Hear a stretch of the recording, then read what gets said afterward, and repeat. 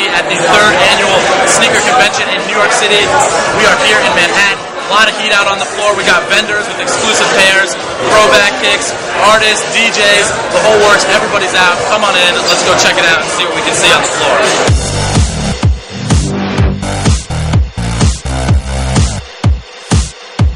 First, let's take a look at what I'm rocking. These are some Air Force One mids from 2004. I like them because they're clearly designed after one of my favorite pairs of shoes, the Air Jordan 1, the original.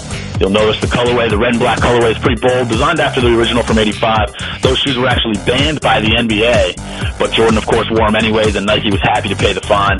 But let's not talk too long about these. Let's get in there and talk to some experts and see what's going on out there on the floor. I'm here with Alan, one of the founders of the SneakerCon. This is the 3rd annual SneakerCon in Manhattan, New York City. Alan, talk about what goes into setting an event up like this.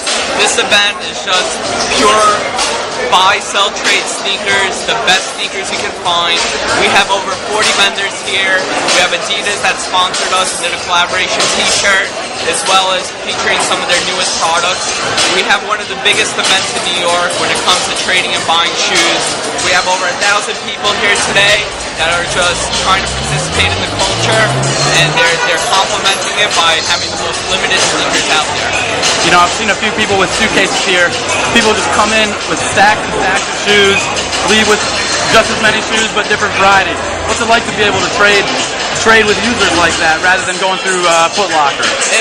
Over here, you get the most limited shoes. You'll get the shoes that LeBron James is wearing. You know, you'll find the shoes that Michael Jordan wore during the playoffs in '95.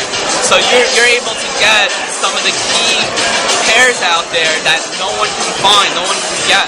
Yo, talk to me about the collection. What's your favorite pair on the shelf here? It's hard to go wrong. There's a lot of good stuff right here. The Laser 4s, that's pretty big time. There's, you know, it's all up to personal preference at these things. Everybody's got their own thing that they're into. You know, but Jordan's SB is always a favorite. You know, me personally, I'm a trainer guy, but that's not a big thing here. But the Jordan stuff is really the big thing in the house always. What do you think about the kids out here trading shoes, coming in here with nothing but a couple pairs of sneakers? I love it, man. If little kids out here, 12 years old, with hundreds of dollars in their pockets and a stack of shoes looking to make things happen. And, you know, I wish I was doing that when I was 12, but I was playing baseball and running around. So, like, it's just a new breed, but it's great for the sneaker industry and for the sneaker game. So it's a blast, man. We love seeing these kids out here doing their thing.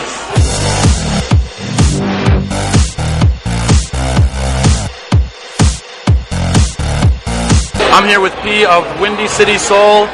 Flew all the way in from Chicago for the 3rd annual SneakerCon. What's it like here being in the Big Apple? Oh, we love it. This is a home away from home. It's like our second city to us. And we drove here. We didn't fly. We drove. A good 15-hour drive, packed up and everything. 15-hour drive makes sense because you got to fit a lot of shoes in the car there. Talk to us a little bit about your collection you got on display. First of all, first and foremost, yes, this is a business, but I am an avid shoe collector, and I have a lot of love for the sneaker culture.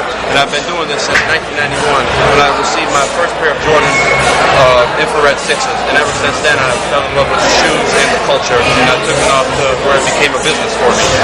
You got the infrared 6s. You got a favorite pair of all time? I mean, of course, infrared 6s, black infrared 6s, because that's what started it all. Thanks, Grandma. Rest in peace. I love you.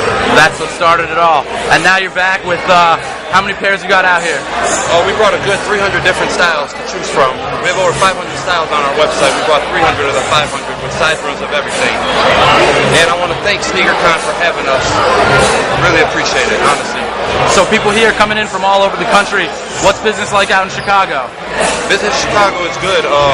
The shoe community is a lot different out there. I see in New York a lot of people want to trade and do trades. Out there in Chicago, no one wants to trade. And to be honest, in Chicago, there's a lot of haters. There's not really a lot of love out there. Really, no one supports each other. Everyone's on their own. So it's like real cutthroat in Chicago. Here, I see there's a lot of unity, a lot of support, a lot of love. So New York City is great. Thank you.